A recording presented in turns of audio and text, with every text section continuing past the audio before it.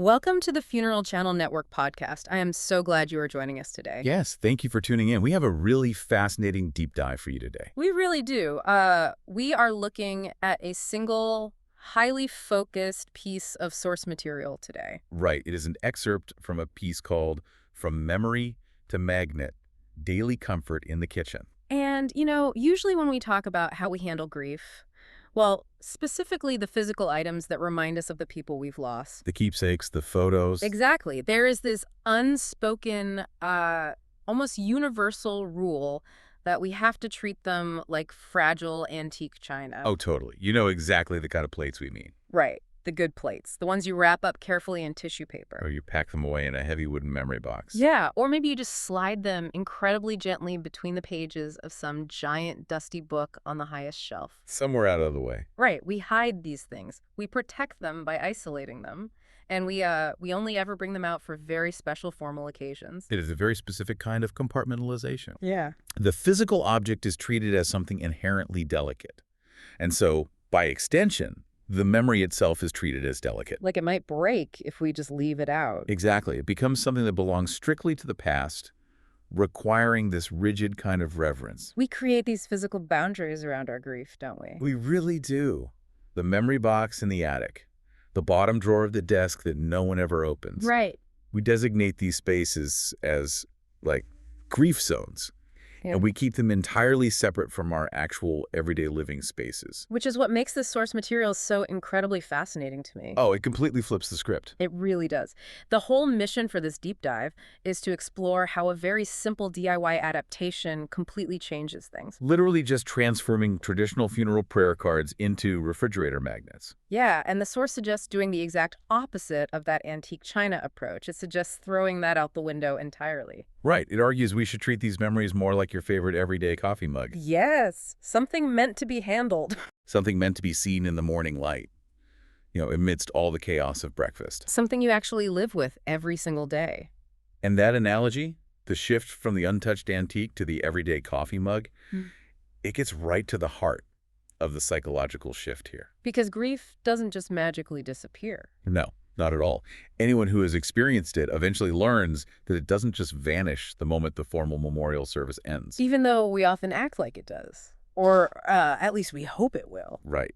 But the service, the funeral, that formal gathering, that is just the beginning. The acute grief slowly transforms, but it persists. It echoes. And it echoes specifically in the everyday spaces where we actually live our lives. Like the empty chair at the dining table. Or the quiet hallway. Exactly. By suggesting that we bring something like a funeral prayer card out of the dark drawer and put it in plain sight. We are acknowledging a really vital psychological truth. Yes, that emotional healing is not a one-time scheduled event.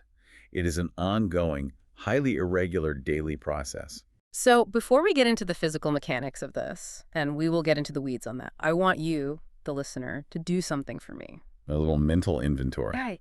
Just think about your own space right now. Where do you currently keep the memorial items of the people you've lost? Are they tucked away in a drawer somewhere, hidden from your daily view? Or are they actually a functioning part of your daily routine? That is the perfect question to frame this whole discussion. Because to truly understand the emotional shift happening here, we really have to start by looking at the where. Geography of grief. Exactly. Before we touch on the materials or the mechanics, the text forces us to unpack where these magnets end up. And the geography here is highly specific.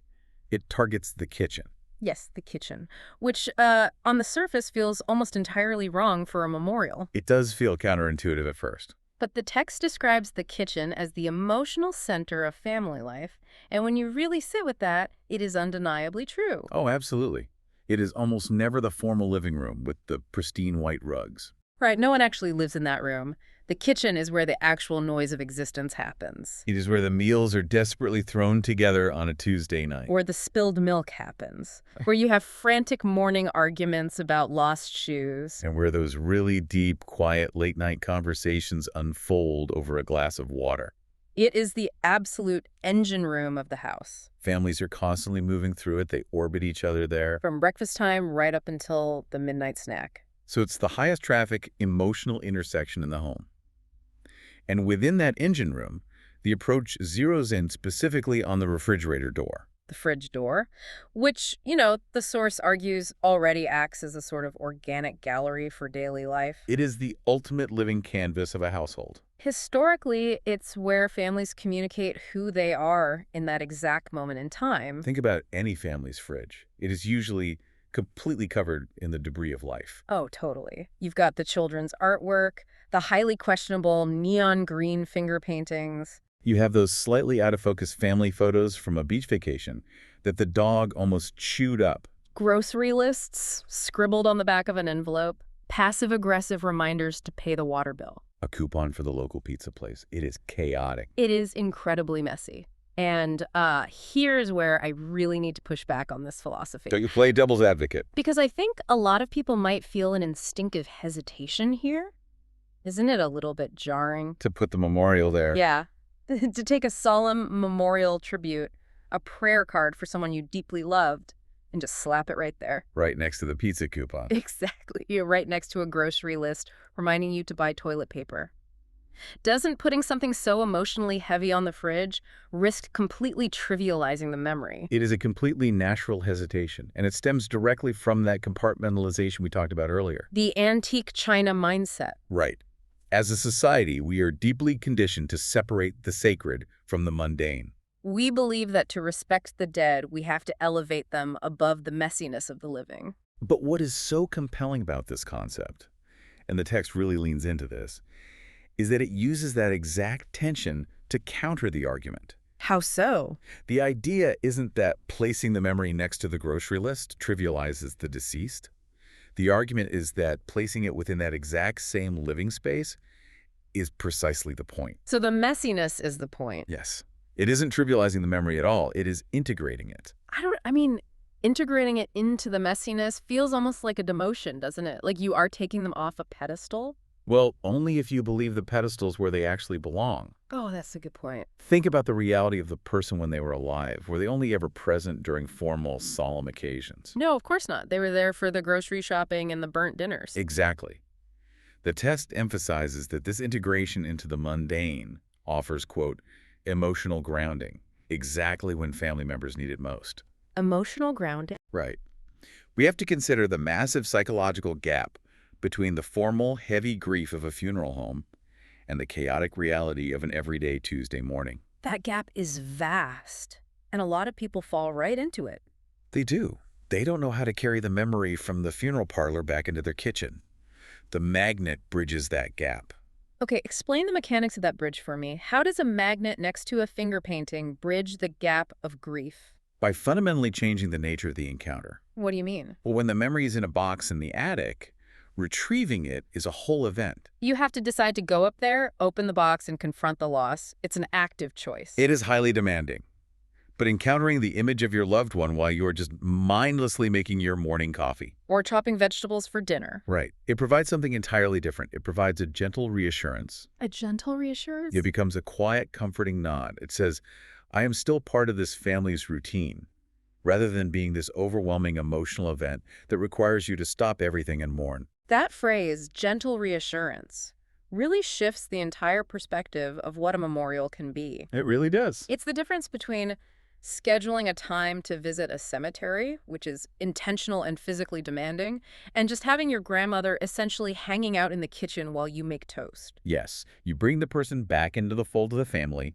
You aren't visiting them in their space. They are residing in yours. You remove the barrier of entry to remembering them. Precisely.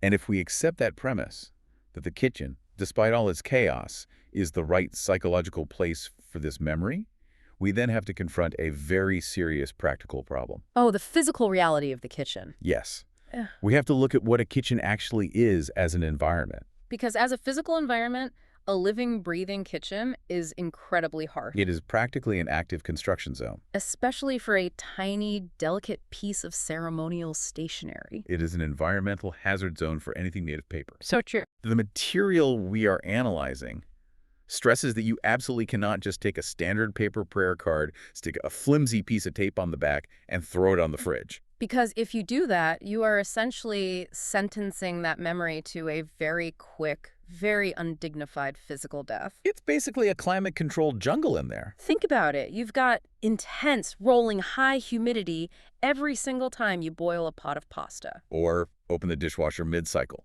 Steam everywhere. You have extreme temperature fluctuations from the oven running at 400 degrees. Or the fridge door swinging open and blasting cold air. And microscopic particles of grease literally floating in the air every time you fry something. Not to mention the most dangerous hazard of all. Yeah. Frequent, careless physical handling. Oh yeah, people with wet hands, sticky hands, hands covered in flour. They're constantly grabbing the fridge door, bumping into things, brushing past the surface. Which is exactly why the physical preparation of the card is so heavily emphasized in the source material. It is not just a suggestion. It is an absolute necessity. The process highlights that you have to start with high-quality cardstock for structural strength. Because standard, thin printer paper will just warp the second the humidity rises. Right. But beyond the paper itself, lamination is presented as a crucial, non-negotiable step. Lamination is what actually protects the printed photograph and the delicate ink from the moisture. And those inevitable flying kitchen stains. And the slow fading caused by harsh overhead kitchen lights or the UV rays from the window over the sink. Plus, the lamination gives the card the necessary rigidity so it can lie perfectly flat against the magnetic backing. It's like you were building a literal suit of armor for the memory. You are encasing it so it can survive the relentless battle of daily family life. Exactly. But, here's where I struggle a bit with the concept of that specific suit of armor. What's the concern? Well, I want to talk about the physical sensation of paper. Okay. Think about holding a really nice, heavy, textured piece of stationery. There is an intimacy to that tactile experience. The slight roughness of the paper under your thumb, it feels organic. It feels real. So does encasing the card in a thick layer of stiff, shiny plastic take away that intimate feeling? Does it make the memorial feel, cold or manufactured? It is an incredibly valid question. Yeah. And it represents a very real trade-off. You absolutely are sacrificing a certain tactile intimacy. So why do it? Well, the philosophy here synthesizes this exact dilemma around one core concept, and that concept is dignity. Dignity. Yes, the argument explicitly states that the lamination and the sturdy cardstock are there to ensure the tribute continues to, quote, look dignified even after years of everyday use. Look dignified. That is a very powerful, very specific standard to hold a household object to. It really is.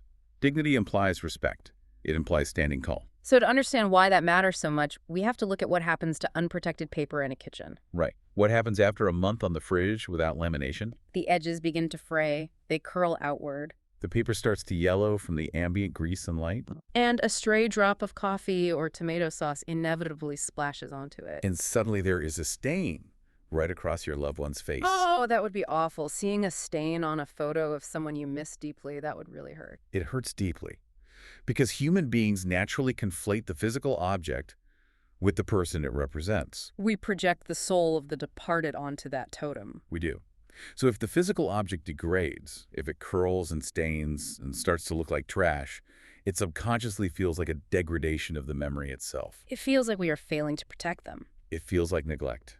And that is profoundly distressing for a grieving person to witness on a daily basis. So the goal here isn't to preserve the temporary tactile feel of paper. The overriding goal is long-term endurance. Yes. The physical preservation of the card making, it tough and impermeable, reflects the family's deep desire for the permanence of the memory itself. The plastic doesn't make it cold, it makes it invincible. It protects the memory from the wear and tear of time. That reframing is brilliant. So the preservation of the object directly equals the preservation of the dignity of the person. Exactly. If the edges are curling, the memory feels neglected. By armoring it in plastic, you are actively showing respect. You are saying, I value this too much to let the environment destroy it. You are future-proofing the memorial. And that intense level of respect carries over directly into the next phase of the process outlined in the text. Right, because once you have this armored, invincible card, you actually have to attach it to the fridge. The physical mechanics of attachment, this becomes surprisingly important. You mean the literal mechanics of the magnet itself? Yes, because a sloppy assembly, a careless, rushed DIY job can completely ruin that dignified effect we just talked about. And I can absolutely speak to the tragedy of sloppy DIY jobs. We have all been there. Oh, definitely. You try to put a protective screen on your phone or a decal on your laptop, and you get it just slightly crooked. Or a single piece of dust gets trapped underneath. And it creates an air bubble. And it might be functionally fine, but it fundamentally bothers you every single time you look at it. Your eye is drawn entirely to the flaw. But on a more serious note, this process goes into incredible, almost obsessive detail about the adhesive magnetic sheets themselves. This isn't just about grabbing a flimsy promotional magnet you got in the mail, slapping some superglue on it, and hoping for the best. Far from it. It requires a tremendous amount of physical intention. The specific detail here is that families must consciously choose the right thickness of the magnetic backing for holding strength. Because we have to remember the physics of a refrigerator door. It is a high-impact kinetic surface. It is not a static wall in a museum. The fridge door is yanked open violently when someone is in a rush. It is slammed shut with hips and elbows when hands are full. If you use a weak, thin magnet, the heavy laminated card will slowly slide down the face of the fridge. Or worse, the sheer kinetic force of the door slamming will cause the card to fly off entirely and land on the floor. Which would be terrible. Psychologically, having a memorial card constantly falling onto the dirty kitchen floor, Getting stepped on by the dog. that completely defeats the entire purpose of gentle comfort.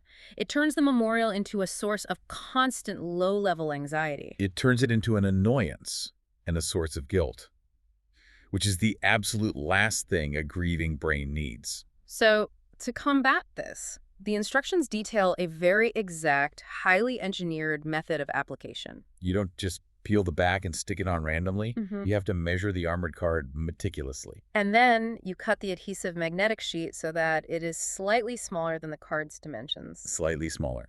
That specific detail is critical. Wait, why? Why not just cut it to the exact same size? It is all about the visual aesthetics from the front and maintaining that illusion of dignity. How does being smaller help with that? Well, if you cut the magnet to the exact size, human error dictates it will likely be slightly off. Right. And if the black rubbery magnetic backing peeks out irregularly around the sides of the white card, it looks messy. It looks unfinished. Exactly.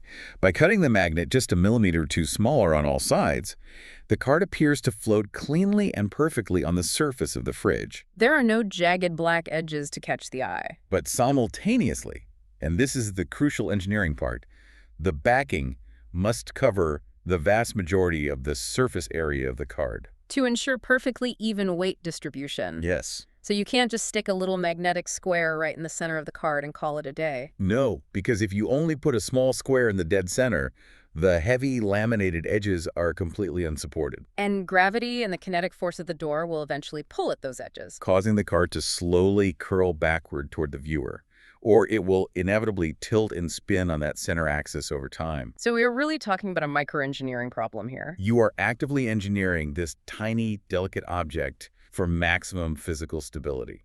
And I want to pause here and highlight how this reframes what could easily just be seen as a throwaway Sunday afternoon craft project. It elevates it into a true meditative act of devotion. But I want to push on the psychology of the tilt for a second. Okay. If the magnet does tilt, or if those edges do curl away from the fridge because the weight distribution is wrong, does it really matter? Does it subconsciously send a negative message? Yeah.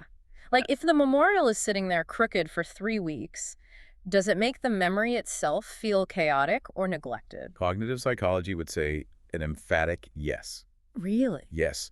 When humans are dealing with profound emotional loss, we instinctively seek physical order in our environments. Because the internal world is an absolute chaos. Exactly. Grief is messy and unpredictable. Therefore, we try to control the external world to compensate. We want our physical spaces to feel stable. And the source material zeroes in on the phrase neat and professional. Proper alignment, perfect weight distribution, clean edges. These aren't just aesthetic concerns for someone who is overly fastidious. They are fundamentally about psychological respect and emotional anchoring. Ensuring the magnet is completely flush, utterly flat, and evenly balanced against the door prevents the card from degrading. But more importantly, it serves as a physical manifestation of keeping the memory itself stable. Stable, upright, and secure within the chaotic, unpredictable rhythm of the household. Stable and secure. I love the weight of that phrase. You are taking something abstract, a memory, and physically anchoring it in the space of the living. So let's say we've done the engineering perfectly. We have our high-quality cardstock to prevent warping. We've applied the lamination suit of armor to protect against the kitchen jungle. We've measured and cut our adhesive magnet so it's perfectly flush, slightly hidden for clean edges, and perfectly balanced for weight. The mechanics are flawless. It is practically indestructible. But what does the actual visual card look like? What is printed on it? This is where we get into the intersection of grief processing and functional interior design. Which is a surprisingly rich space to explore, because the underlying argument makes a really compelling case that a memorial designed for a quiet living room might completely fail in a bright kitchen. We aren't just designing for a funeral anymore. We're designing for everyday living. And the text outlines highly specific, almost rigid design rules for this long-term, everyday visual use. Because the user experience is totally different. Sitting quietly in a pew and weeping while staring at a card for 20 minutes is vastly different from glancing at that same card out of the corner of your eye while desperately trying to stop a pot of rice from boiling over. The context absolutely dictates the design. So what are the rules? The first major rule emphasized is the absolute necessity for high-resolution photographs. We mentioned the chaotic kitchen environment earlier. It's not just about humidity, it's about light. Kitchens often have very harsh, direct overhead lighting, or fluctuating, intense natural light pouring in from a window. And a blurry, soft-focus photo might look fine in the dim lighting of a funeral parlor. But under harsh kitchen LEDs, that same photo will visually degrade quickly. Or, from 10 feet away across the kitchen island, a low-res image just becomes an unrecognizable, muddy, dark square. The image of the loved one must be crisp and clear enough to withstand the environment and remain instantly recognizable from across the room. You need to be able to see their smile clearly from the breakfast table. And the process also gets deeply into the typography. The actual words printed on the card and how they are laid out. Right, because again, it is designing for the glance, not the stare. Designing for the glance. I like that. It specifies the use of bold, legible typography for quick reading. It specifically recommends abandoning long, sprawling obituaries or tiny, delicate script fonts. Instead, you use short quotes or brief, impactful verses. You have to remember the context. You aren't standing frozen in front of the fridge reading a novel. You are absorbing the sentiment, the name, the dates in a microsecond while reaching for the milk. The cognitive load required to read it must be virtually zero. Short, bold, and easily absorbed without stopping your physical momentum.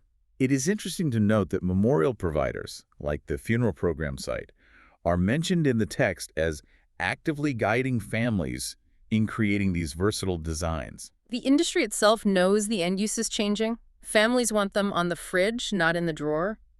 But here is a part of the visual design philosophy that often surprises people. The guidelines highlight the use of neutral backgrounds or very gentle, muted color palettes that complement typical kitchen interiors. Yes. It says the ultimate visual goal is for the memorial to, quote, blend naturally into the environment. Okay, I really want to challenge this. Go for it. Shouldn't a memorial aggressively stand out? If I deeply love this person, I want them in Technicolor. You want a halo of bright gold around them. Yes. If you use a muted color palette that perfectly matches the beige tile backsplash, doesn't the loved one just fade into the background wallpaper? Don't you want the tribute to command your attention every single time you walk into the room? Exactly. Why would we want them to blend in? That is a very common instinct. The desire to make the memorial loud and visually arresting so that we never forget the magnitude of our loss. Right.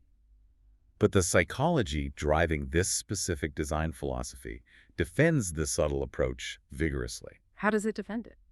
The argument explicitly states that the goal of this specific type of everyday memorial is to offer comfort, quote, without requiring deliberate reflection. Without requiring deliberate reflection. That's a very specific, almost paradoxical kind of comfort. How can something be a memorial if you aren't deliberately reflecting on it? Yeah. Because it provides the comfort of presence, not the demand of attention.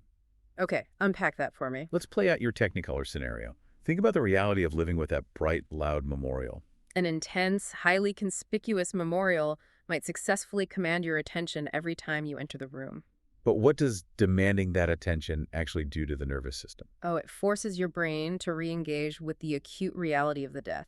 It might evoke exhausting, intense, weeping emotions every single day, multiple times a day. If you are confronted with a stark, visually demanding reminder of your raw grief every single time you walk into the kitchen to get a glass of water. The kitchen ceases to be a functional, livable space. It becomes an exhausting emotional minefield. I see the danger there. You would essentially be triggering a massive grief response, a spike in cortisol and sadness, just because you wanted to make a sandwich. You would eventually start avoiding the kitchen altogether. And that is simply not sustainable for a human being trying to continue living. It is entirely unsustainable. The human brain cannot live in a perpetual state of funeral-level mourning. So by intentionally using harmonious colors, neutral backgrounds, and short typography, The magnet provides what is described as a gentle and familiar presence. it allows the memory to be a comforting companion rather than a demanding focal point. You know it's there on the periphery. You feel the warmth of it as you move past it. But it doesn't force you to stop your life, drop your groceries, and weep. It lends into the visual and emotional fabric of your everyday life, exactly the same way the person did when they were alive and sitting at the kitchen table. That is incredibly profound, the difference between a comforting companion and a demanding focal point. It is exactly like the difference between someone shouting your name aggressively across a crowded room to get your attention. And someone you love just quietly coming up behind you and placing a gentle, warm hand on your shoulder. One demands a massive reaction and stops what you are doing. The other just offers quiet support and lets you keep going. That is a perfect analogy for what this object is trying to achieve. And what's truly remarkable is that this careful design and specific placement doesn't just impact the single individual standing there making coffee. As we look deeper into the implications, we see how this one simple armored object on the fridge alters the complex social dynamics of the entire home. The social ripple effect. This is where the concept gets really expansive, because a family isn't just one person grieving quietly in isolation in a dark room. A family is a complex, overlapping network of relationships and varying degrees of grief. And placing this memorial in the central hub of the house acts as a catalyst. The presence of the magnet actually sparks organic moments of connection and reflection between people. It might trigger the sudden memory of a shared meal or a funny story just because two people happen to be standing near the fridge at the same time. It acts as a passive, constant prompt for connection.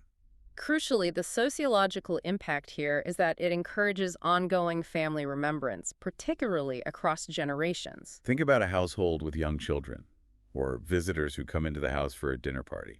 A child might be standing by the fridge waiting for a snack, point to the magnet, and simply ask, "Who is that person?" Yes, children are naturally so curious, and they have absolutely zero filter when it comes to the heavy social norms surrounding death. They won't awkwardly avoid the subject. They'll just point a sticky finger at the fridge and ask directly. And in doing so, in asking that unfiltered question, they create incredibly natural, unforced opportunities for the adults to share stories. To pass down family history, it completely removes the heavy, formal initiation of saying, "Okay, everyone sit down. We are going to talk about Grandpa."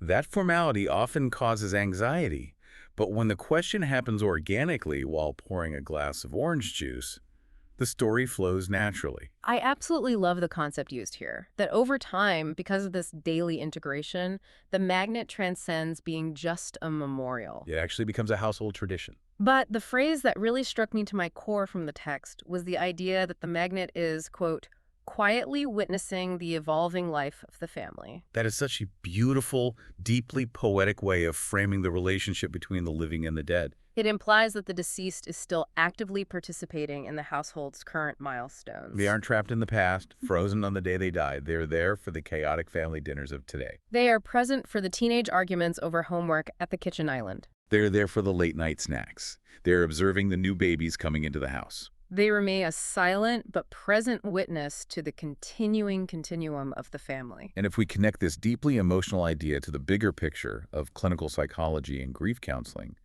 this transforms the trajectory of the grieving process. In many modern cultures, grief is highly isolating. We are expected to get over it quickly and quietly. The danger is that grief becomes silent.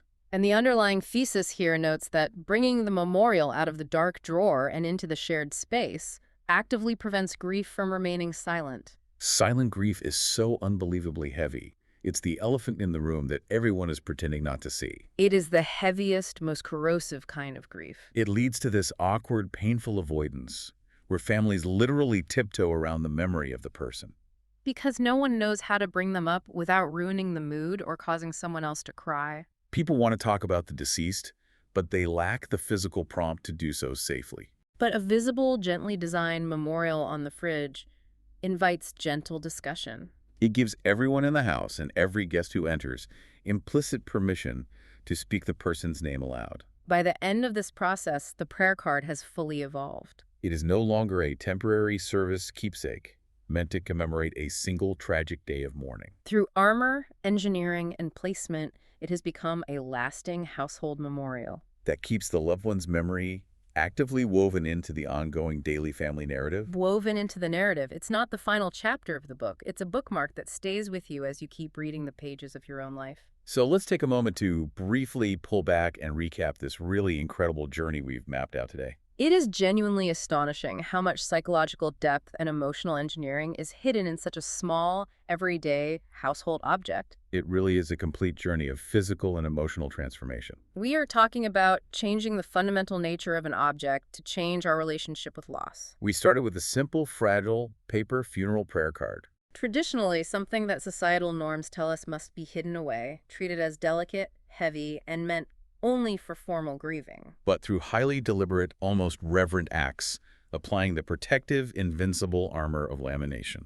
Executing the precision engineering of carefully cut, perfectly balanced adhesive magnetic sheets to ensure physical stability. And making the thoughtful, harmonious visual design choices that balance visibility with gentle subtlety. Through all of that, this small piece of paper is completely transformed. It physically and emotionally moves from being a hidden, painful token of a profoundly sad day into a durable, resilient daily source of comfort. Placed right in the beating, chaotic heart of the home, the kitchen. It is a masterclass in understanding how the physical objects we surround ourselves with actively shape our internal emotional reality. By intentionally changing the physical environment and the durability of the object, we subconsciously change our own relationship to the grief it represents. We make it sustainable. Absolutely sustainable. And this incredible concept brings us right back to you, listening to this deep dive right now, wherever you might be. At the very beginning of our conversation, we ask you to do a mental inventory. To think about the memory boxes, the heavy drawers, the high shelves in your own home. We want you to reflect on those hidden spaces again right now. Are there pieces of your own family history or precious memories of loved ones you miss dearly that are perfectly preserved, perfectly protected from the elements, but never ever actually seen? Are they locked away in the dark, waiting for a special occasion that rarely comes? It is a question that requires real honesty. It's worth asking yourself if the pristine physical preservation of the object has unknowingly come at the heavy cost of the active, daily presence of the memory itself. Exactly. Would those memories, and more importantly, would you actually benefit from the gentle daily reassurance that comes from bringing those tokens out into your everyday messy spaces? Could those items be transformed from hidden, solemn archives into durable, daily companions that offer you quiet support while you make your morning coffee? It's ultimately about granting yourself the permission to allow the memory to live dynamically alongside you in the present tense, rather than keeping it forever frozen and isolated in the past. And I think that is a powerful takeaway. I want to leave you with one final, lingering idea to really mull over as you go about the rest of your day. A provocative thought. Yeah. We spent time talking about how the concept beautifully described the armored prayer card magnet as quietly witnessing the evolving life of the family. That specific phrase just continues to stick with me. It begs a really fascinating, somewhat challenging question about the physical spaces we all inhabit. If the objects we actively choose to display in our everyday, high-traffic spaces act as silent witnesses to our actual lives. What exactly are the walls, the shelves, and the refrigerator doors of your home observing right now? Are you actively, consciously curating your daily visual environment to support your emotional healing? To ground yourself and to keep your most cherished, profound connections alive and present in your daily routine. Or are you just filling those prime emotional spaces with meaningless noise, old coupons, and things you don't even really look at anymore? Take a moment to really look around your kitchen today. Look at the fridge. Think about what you want your home to bear witness to. Because you really don't have to keep your most precious, vital memories wrapped up in tissue paper like fragile antique china. Sometimes the most profound, lasting respect we can possibly show a memory is to treat it exactly like our favorite battered coffee mug, holding it close, keeping it useful, and living with it every single day.